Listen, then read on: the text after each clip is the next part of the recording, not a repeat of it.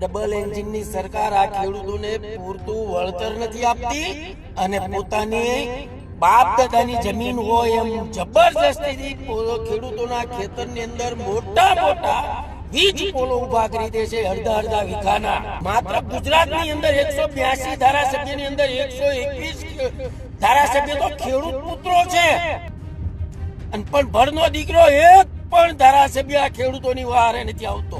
અને આ 121 ધારાસભ્યને તો ઉભા રોડે ચડાવીને આના જબ્બા જ પાડવા જોઈએ. જે ખેડૂતોનો ન થઈ શકે દેશની જનતાનો શું થવાનું? તમારા જે પેટ ભરે છે એ અન્ન દેવતાના ખેતરની વચ્ચે મોટા મોટા વીજ પોલ ઉભા કરી નાખે છે, અને એ પણ બળજબરીથી.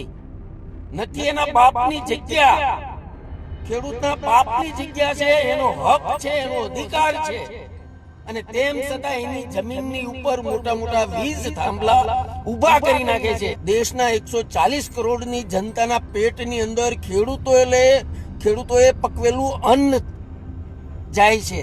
નથી કોઈ કંપની પકવતી, બાજરો કોઈ કંપની નથી પકવતી, ચોખા કોઈ કંપની નથી પકવતી. એ માત્ર ને માત્ર આ દેશનો ખેડૂત પકવી જાણે છે. અને એ જમીન ઉપર તમારી તાનાશાહી થકી જો મોટા મોટા વીજ પોલ ખડકી દો ને તો એને ક્યાં પકવવા જાય? આવતી 15 તારીખના રોજ ગાંધીનગર ખાતે એક જન આંદોલન શરૂ થઈ રહ્યું છે. પેટનું પાણી કે અન્ન ખેડૂતોએ પકવેલું જો ન બળતરા થતી હોય ને તો આ દેશની અંદર રહેવું તમારી માટે અશક્ય છે. તમે કંપની રાજના ગુલામ બની જાઓ. તમારી માટે કંપની રાજના ગુલામી જ બરોબર છે. ઈસ્ટ ઇન્ડિયા કંપનીએ આ દેશની પર 150 વર્ષ શાસન કર્યું ને, એ જ માયલા તમે છો તો સમજવાનું.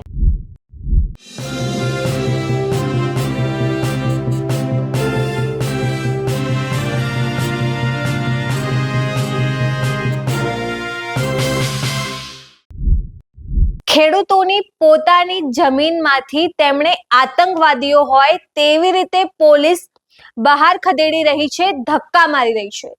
કેટલીક જગ્યાએ તો ખેડૂતોની વાડીના તાળા તોડી પોલીસ અંદર ઘૂસી ગઈ છે. અને આ તમામ વસ્તુઓ પોલીસે કેમ કરી?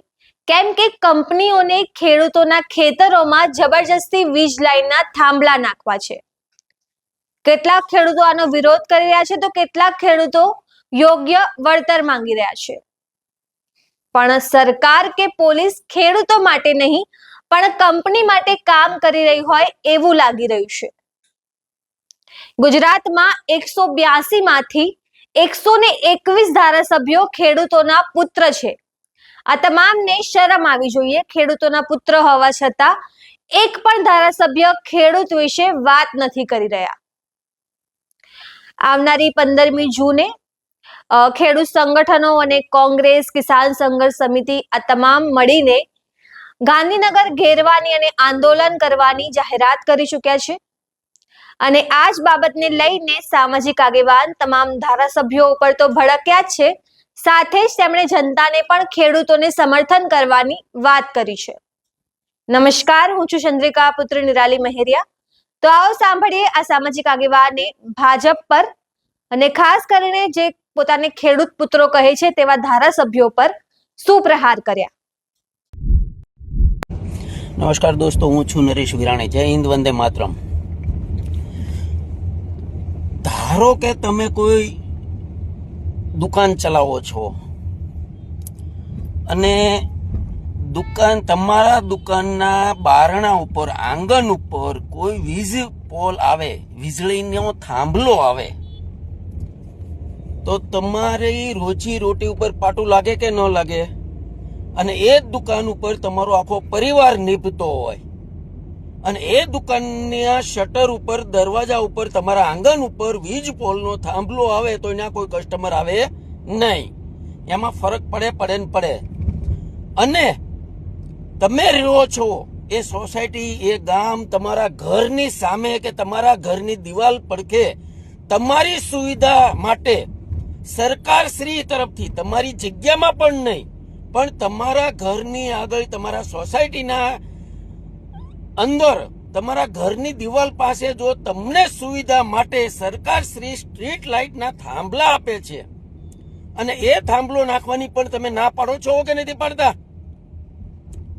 તો દોસ્તો એ તો વિચારો કે તમારા જે પેટ ભરે છે એ અન્ન દેવતાના ખેતરની વચ્ચે મોટા મોટા વીજ પોલ ઉભા કરી નાખે છે, અને એ પણ બળજબરીથી. નથી એના બાપની જગ્યા, ખેડૂતના બાપની જગ્યા છે, એનો હક છે, એનો અધિકાર છે, અને તેમ છતાં એની જમીનની ઉપર મોટા મોટા વીજ થાંભલા ઉભા કરી નાખે છે, જે જમીન થકી આખા વિશ્વનું ભરણ પોષણ થાય છે. લગભગ દેશના 140 કરોડની જનતાના પેટની અંદર ખેડૂતોએ પકવેલું અન્ન જાય છે. નથી કોઈ કંપની પકવતી, ઘઉં કોઈ કંપની નથી પકવતી, બાજરો કોઈ કંપની નથી પકવતી, ચોખા કોઈ કંપની નથી પકવતી. એ માત્ર ને માત્ર આ દેશનો ખેડૂત પકવી જાણે છે. અને એ જમીન ઉપર તમારી તાનાશાહી થકી જો મોટા મોટા વીજ પોલ ખડકી દો ને તો એને ક્યાં પકવવા જાય?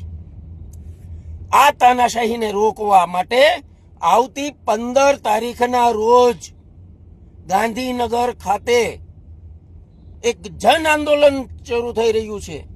આ ડબલ એન્જિનની સરકાર આ ખેડૂતોને પૂરતું વળતર નથી આપતી, અને પોતાની બાપ દાદાની જમીન હોય એમ જબરજસ્તીથી ખેડૂતોના ખેતરની અંદર મોટા મોટા વીજ પોલો ઉભા કરી દે છે, અડધા વીઘાના. એમ સમજો કે તમારા 10 વીઘાના ખેતરની અંદર માત્ર કોઈ પણ જગ્યાએ એક વીજ પોલ હોય ને એટલે આખા ખેતરની કિંમત ઘટી જાય છે.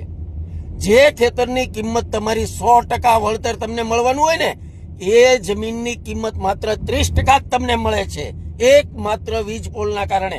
એ વીજ પોલ પછી શેઢે હોય કે વચ્ચે હોય.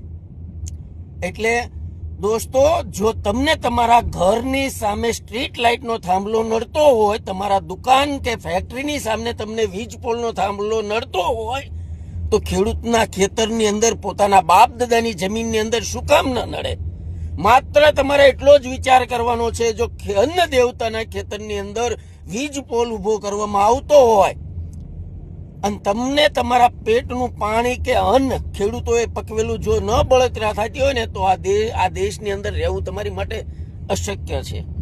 તમે કંપની રાજના ગુલામ બની જાઓ. તમારી માટે કંપની રાજના ગુલામી જ બરોબર છે. ઈસ્ટ ઇન્ડિયા કંપનીએ આ દેશની ઉપર 150 વર્ષ શાસન કર્યું ને, એ જ માયલા તમે છો તો સમજવાનું. તો તમારે ખરેખર ખેડૂતોની ચિંતા હોય. આ દેશની અંદર માત્ર ગુજરાતની અંદર 182 ધારાસભ્યની અંદર 121 ધારાસભ્ય તો ખેડૂત પુત્રો છે, અને પણ ભણનો દીકરો એક પણ ધારાસભ્ય આ ખેડૂતોની વારે નથી આવતો. જો આ દેશની અંદર ખેડૂત નહીં જીવે ને તો તમે અન્ન ક્યાંથી કાઢશો દોસ્તો? અને આ 121 ધારાસભ્યને તો ઉભા રોડે ચડાવીને આના જબ્બા જ ફાડવા જોઈએ. જે ખેડૂતોનો ન થઈ શકે એ દેશની જનતાનો શું થવાનો? જેને પોતાના ગોત્રની નથી પડી, ખેડૂત પુત્ર હોવા છતાં પણ એના ગોત્રની એને નથી પડી, એ તમારો શું થવાનું યાર? આવાને તો પેલા રોડે ચડાવીને જબ્બા ફાડો. અને પહેલું કામ આપણે એ કરવાનું છે કે આવતી 15 તારીખે ગાંધીનગરની અંદર જે જન આંદોલન, ખેડૂત આંદોલનના અધિકારની લડાઈ છે, એ લડાઈ લડવા જવાનું છે. તો ચાલો મિત્રો, સૌ સાથે મળીને આવતી 15 તારીખે ગાંધીનગર મળીએ. જય હિન્દ, વંદે માતરમ. તો જેમ તમે આ સામાજિક આગેવાન નરેશ વિરાણીની વાત સાંભળી, તેમણે ભાજપ પર પ્રહાર કર્યા, સાથે જ જનતાને પણ આહવાન કર્યું છે કે 15મી જૂને ખેડૂતોના સમર્થનમાં તમામ લોકો જોડાય. તમે આ વિશે શું વિચારો છો અમને કમેન્ટ કરીને જણાવજો. અત્યાર માટે બસ આટલું જ. ધન્યવાદ.